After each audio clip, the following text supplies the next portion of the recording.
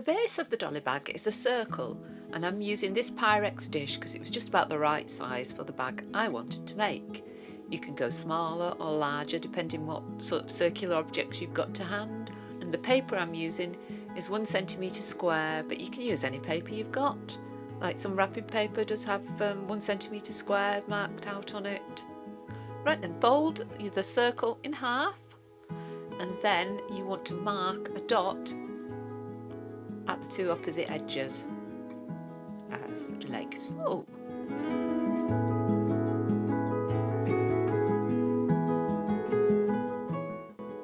I'm using a piece of cord to measure around the diameter of the circle, but you can use a ribbon, string, whatever you've got to hand. And I found out that it's 24 centimetres. So this measurement is the length of the square sides of the bag. It's also a very good idea, good practice to write down what the parts of your pattern are as you're making them, because I guarantee you'll forget. I also write out how many pattern pieces you need to cut out, so it's cut 1 in material and 1 in lining. And I know lining is a material, but I'm used to that and I understand what it means, and also that there's a 6mm seam allowance included.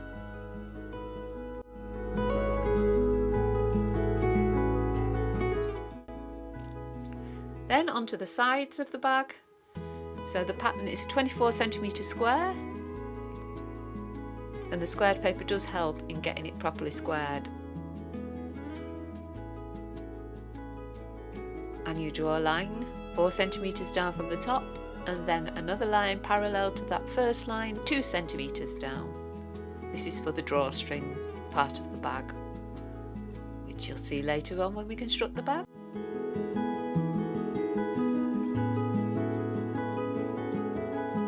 And I'm saving this little errant piece of paper here, putting it with my other scraps because it's handy to use as when you make your patterns, to do extensions, adaptions, fill-ins and all sorts, so don't throw it away. Here are my scraps that I've accumulated over the past few weeks, and I've gone for a red cotton velvet. And I'm keeping my fingers crossed that it's going to be big enough, this, to fit this side pattern in. Oh, and yes it is. So I don't usually use pins to pin paper. I'll use weights and draw with tailor's chalk, because if you use pins it means that your paper pattern won't last as long.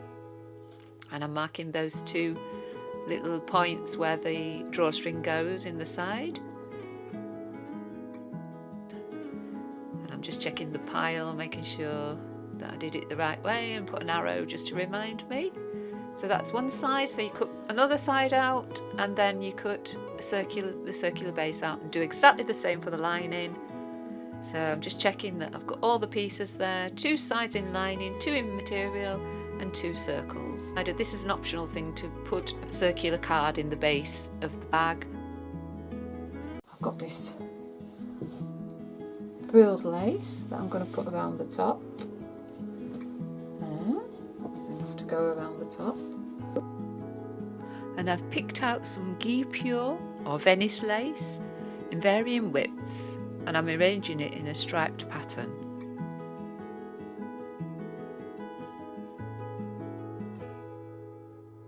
I've got some cord. I'm going to measure out 3 meters.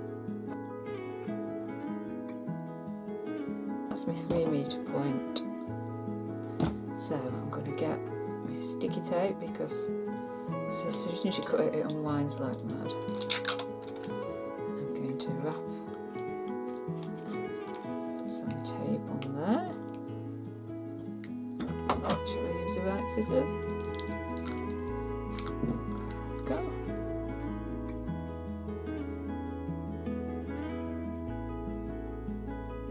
We're ready to sew. So I'm positioning the lace on the side of the bag piece at my sewing machine, just to make sure I'm happy with the placement, and then I measure the positions to the nearest centimetre, and I remember these measurements, and then I'm going to mark them in chalk on both sides,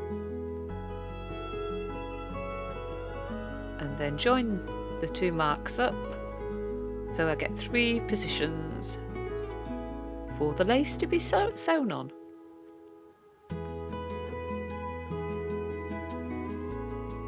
So I've attached the lace to both sides. Yeah. So I've got 1, 2, all done. Now we're going to join the 2 sides together, trying to match up the lace if possible.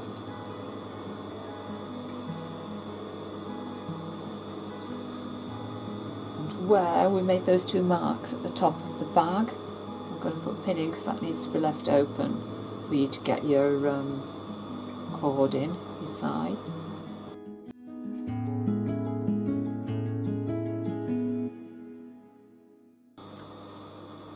Now this time I am going to do some back stitches just to finish up the edge. To the pin, and back stitches there.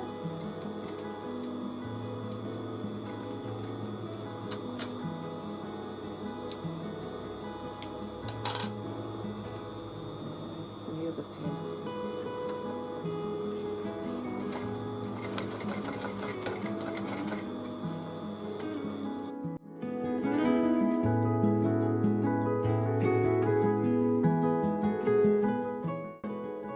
That's a little bit that we've left open. Okay, so we sewn up the other side. Now let's turn and have a look and see how nice and neatly matched up these lacy edges are. Oh, that one's very nice. Look, the top's a bit off, but it doesn't matter.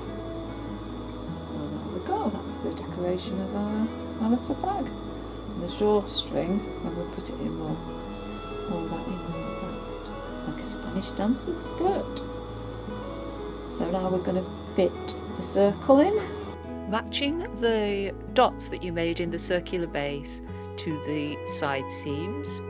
So pin to one side seam and then pin over to the other side seam.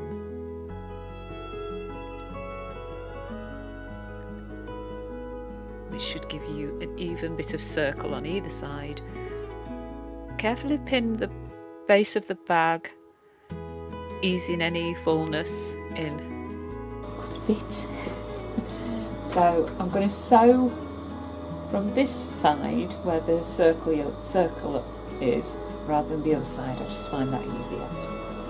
So I'm going to make sure these seams are open. Start from one of those edges. Again, it's the 6 mils or 1/4 inch seam allowance. So it's very small seam allowance. There we go. And when you stop sewing, because you can't whiz round, I wouldn't whiz round this. I'm going pretty slowly, try and get that curved shape. When I stop sewing, try and keep your needle in the fabric, and then it won't slip around as you're trying to manipulate. So I'm pulling and manipulating because I can feel the material if it creases. So I just need to just make sure it's straight. And we're not sewing any tucks in. So we've sewn that on, and I'm just checking to make sure there's no little tucks in the fabric. It looks okay. So I'm going to do a few clips in here. This helps the fabric lay straight when you've got a curved seam. The curvier, the more clips. I'll flip it out and show you, because it's looking more and more bag-like each time. You sew the lining in exactly the same way, matching the dots for the base, and with the side seams you've got to remember to leave a 3-inch gap on one side, and this is for turning the bag through. So slip the lining of the bag inside, right sides together, match up the seams, and then sew. And I'm turning it the other way around, and then I can sew along the line where I sewed the frilled lace as a guide. So I've stitched all around the edge, and I'm going to look inside the bag to find the slit that we left in the lining. There it is. And then I'm going to push everything through that slit. Turn it all the right way around.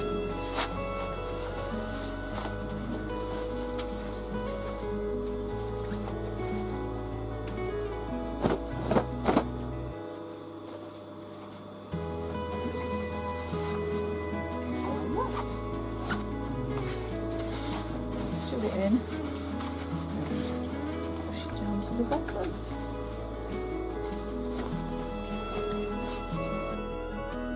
Stitch the slit up in the lining.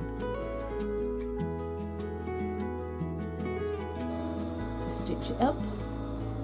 Then pin around where the stitching for the casing goes. All the way around. And then 2 centimetres away from that, you want to pin another line. Now I've changed my machine thread to red, just the top thread. Stitch in around there on the lines that we marked previously, starting from the seam, and hold the tail.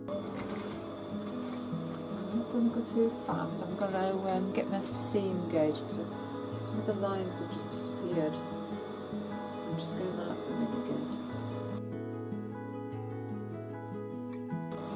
Okay, so I've done the first line down, so the next one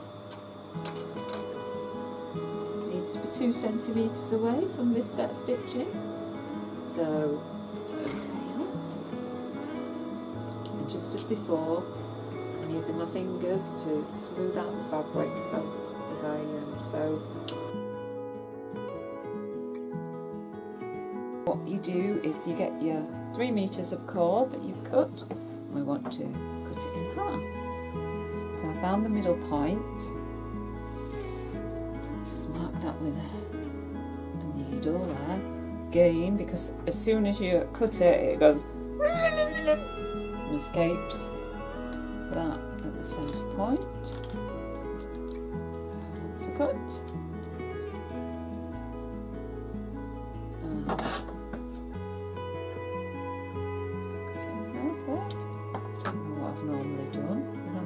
Grabbed it, grab the end, pull that down till it's in. So thread it all the way through, being careful not to allow it to drop off the end of your tool. Now you just don't want it to ping off, that's the only thing. And you'll hear me swearing if it pings off.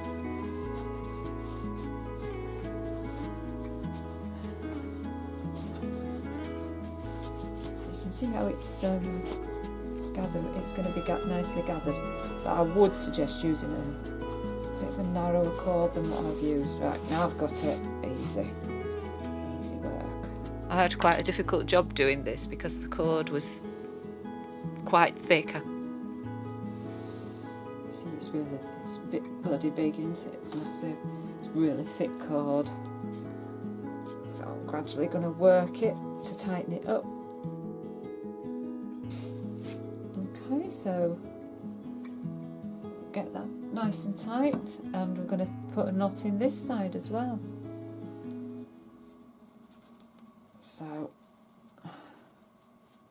the knot at the end, grab it and then pull the little ring down so it's nice and tight. Knot out of the way a bit, try and... Quite difficult because there was a cord already sitting through there. And you do your knots again on both sides. Not bad actually, because I was under the impression that they just whiz apart. Some do whiz apart, but that's not too bad. That stayed together quite well. Now the knot with the looped cord needs stitching to the side of the bag, because this is used to open the bag. It doesn't need to be extra neat, you just need to make sure you go through all the thicknesses of the fabric. So I stitched the knots down onto the side of the bag, and you have to close it, pull long threads to closes it up nice. Carry it from there and open it like that. And I reckon that I could fit my phone in here. Yep. And that's all anybody wants nowadays, isn't it? Big enough for your phone. And it'd look lovely with any outfit.